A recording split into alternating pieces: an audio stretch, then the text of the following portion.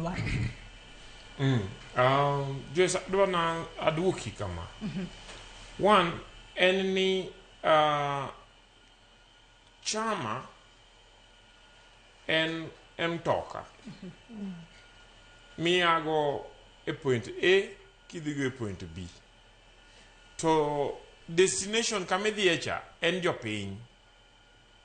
And therefore, the most important thing kichope bus stop is not necessarily mtoka meidho. Enni binya chopo ir jopiny. To jopiny gi mtoka mane manyalo konyi mondo ichop ir jopiny. And therefore, mtoka ok nyalo bedo the end. Ni anadwa mondo aidh gine Mbukinya. To iyudo ka nitie sampa mabe nyalo chopi mondo ichop kama jopiny nitie. Okay?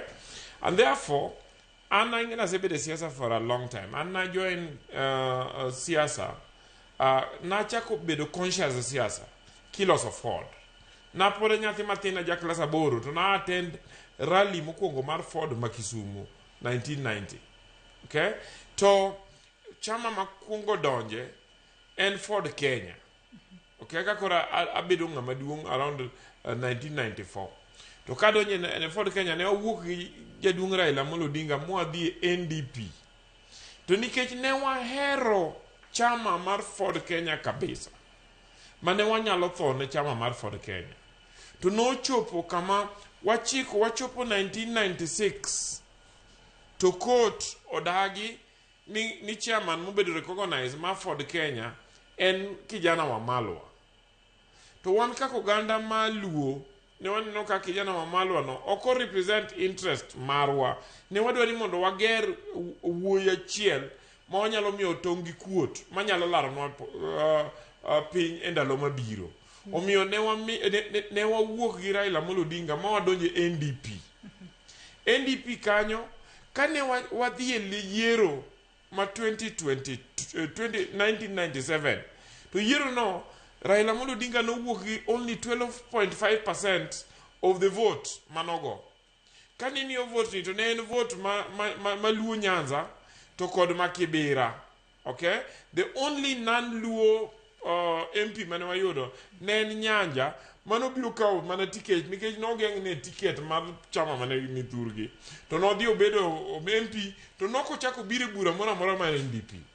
So kane wabet piny kaka jolup Raila Amolo Odinga ne wapenjore ni to chama ni be wanyalo larogo piny ma Raila bedgo president. To ne wayudo ni it is important ni kuonde ma pod Raila nok nya donje wadwar kaka onyalo donjo kuondego. To Raila nonyisowa ni nyaka wariwre gi ng'ama oloso sirikal. Ng'ama noloso sirikal en President Moi. Mane wariwore makwae kanyo to waloso cooperation. Cooperation ni no tere partnership, no tere maja. Maja no yiene Raila Odinga mobedo secretary general mar KANU. Through that, no dhi odonjo kuonde mag KANU mane pod NDP nok nya donje. Partly because nineno ka NDP en chama mar luo. But secondly, nikech ne NDP onge resources manya donjo go yuago gi networks mane nya donjo go kuondego.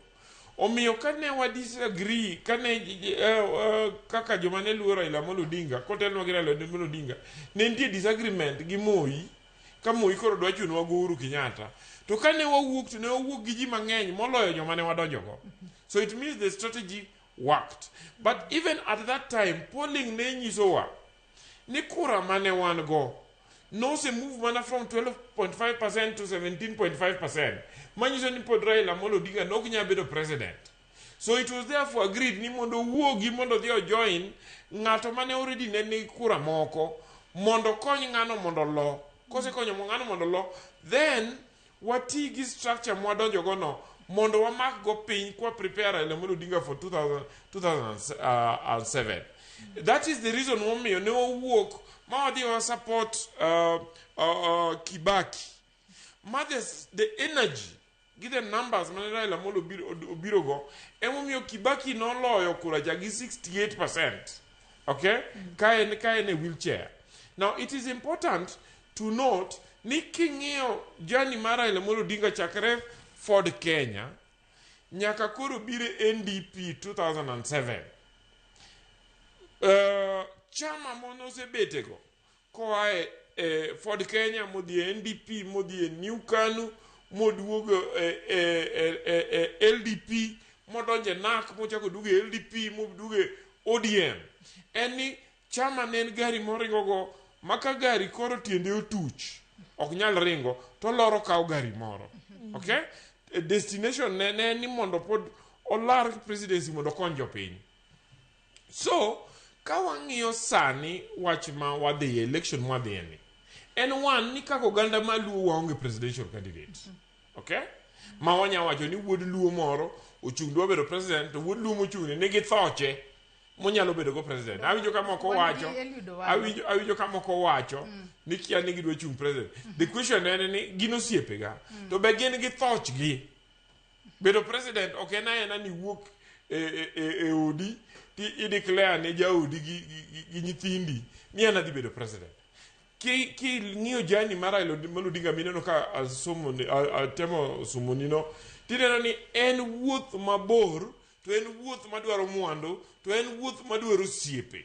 Okay? So the truth en ni onge ng'ato e oganda maluo sani ma wanyalo wacho ni nigi thoche manyalo chung mabedo president 2027. Therefore wawinjore kaka oganda ni wuod lango ma wan go gi history ma wago sinakuru kukule bangani ma waluongo ni wuod dongo ma en William Ruto osewuotho kodwa maber no konyowa kane wadhi e lweny 2007 emomiyo Raila nochopo kama nochopo cha. At the same time kanyo koro wamoke dier nam ma wakia kama wachike banga Raila Odinga okubedo president 2022 to oluongo jaduong' Raila Odinga mobedo go piny mowacho ni yawa bi mondo wariwre mondo wariw jowa gi emeli achiel mondo wakwang golo kacha. Unfortunately jaduong' Raila Odinga nyotho kapod emeli pod kwang pok wagolo kacha. To kama nyotho eni nyowewa gi captain ma meli ni makwangowa man William Ruto. Omiyo the most important thing any one person man William Ruto mwadhi support.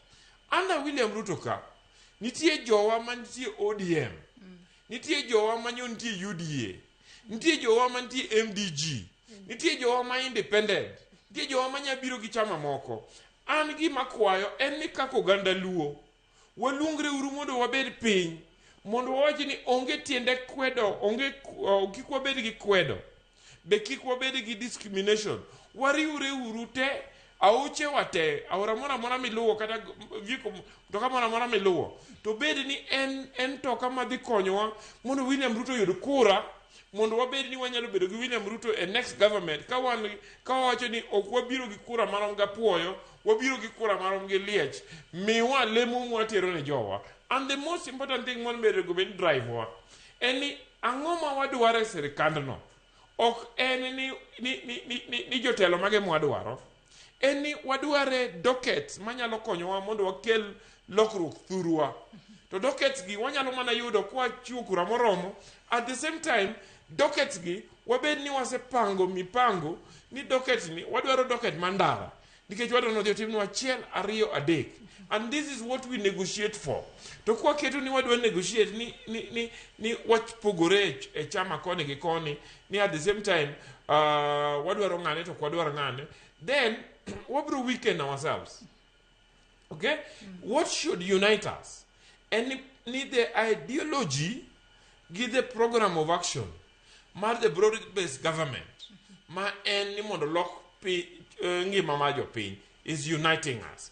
The fact ni wan oganda maluo twariwore go oganda malango gi kwariwore to wang'eny nyalo konyowa mondo kwa bede sirikal ma next wabed ni wan gi more say than we have now. And then mondo ma otimre wateme mondo wayud yuwuotwa gi nyiwa motegno. Okay? Ok mana mabiro go kura. okay, manyalo bete mesa kendo nyalo negotiate, manyalo bire national platforms to negotiate for positions, okay? And adwani ni mondo I encourage yowuotwa gi nyiwa ma feel ni gin gi role to play, ni gi shy away from politics, gi wuog mondo gidhi gidwaro. Emomiyo an awuok adhi dwaro kom mar Kisumu Central, okay? Mondo I represent the Kisumu Central a national level. To kawadhi adwani riw wachni gi wachni mogik wakili kawatieko kawachomo wuoth mano mar higa mar 2000 yiero mano mar higa mar 2027 kwa ng'iyo kaka siasa ringo sani wanyalo wacho ni aloch nyalo wuok kaluore kod duond bura